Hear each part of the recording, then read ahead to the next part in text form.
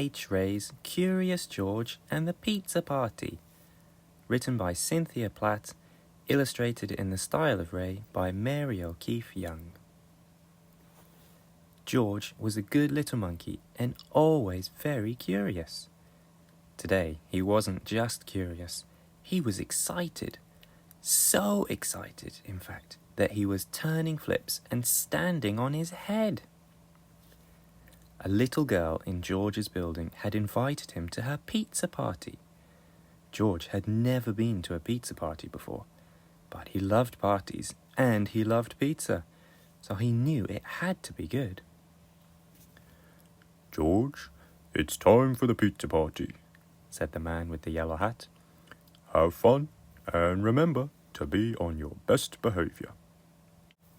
George got to the party in perfect time.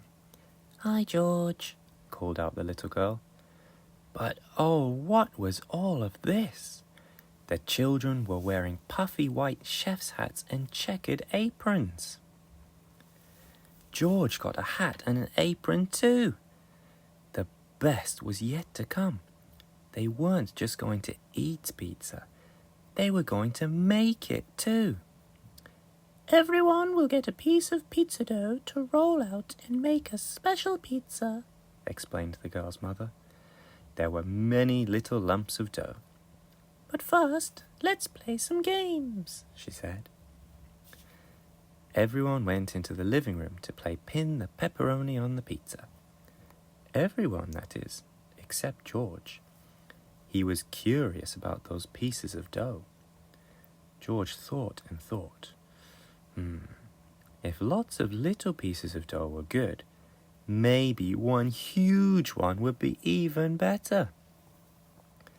He gathered the lumps of dough together and squished and squashed them until they became the very biggest piece of dough he'd ever seen. What fun! Maybe rolling it out would be even more fun. George poured flour out on the table, and he rolled and rolled and rolled the dough with a rolling pin. It was messy work. First, he bumped over one of the chairs. Crash! Then he knocked over the sack of flour. Thump!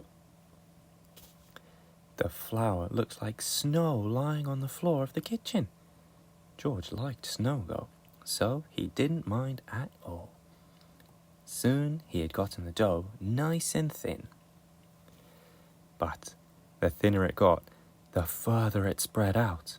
And before he knew it, the dough covered the table, then the chairs, and then George.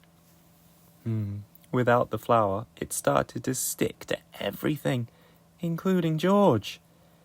George stopped to think. Maybe the dough was better off in small pieces after all. Just then, the children burst into the kitchen and saw the mess that George had made. "George, what happened?" asked one boy. The other children looked at the shapes George had made with wide eyes. "Wow, George, I've never seen pizza dough like that before," said the little girl, smiling. "Well," said her mother, "if you can clean up this mess quickly, George, I suppose you can stay to make pizza." The children all helped George clean the kitchen. He was lucky to have so many good friends. As they worked, they talked about the pizza. "I'm going to make a pizza that looks like a star," said one little boy. "And I'm going to make one that looks like a house," said a girl. Once the kitchen was clean, the real fun began. All of the children picked out perfect pieces of dough and got to work. They spooned on tomato sauce and sprinkled on cheese. They added lots of vegetables and pepperoni. The pizzas looked wonderful. One looked like a rainbow, another like a stop sign, and still another like a balloon. There was even a pizza that looked curiously like George. For the second time that day, George was so happy that he turned flips and stood on his head. Of course, It was a little harder to turn flips with so much pizza in his belly. But George didn't mind. It had been a wonderful pizza party. "Well, George," said the little girl's mother, "the pizza tastes great, and thanks to you, they look wonderful too." Everyone agreed.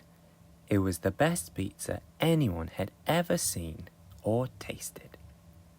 The end.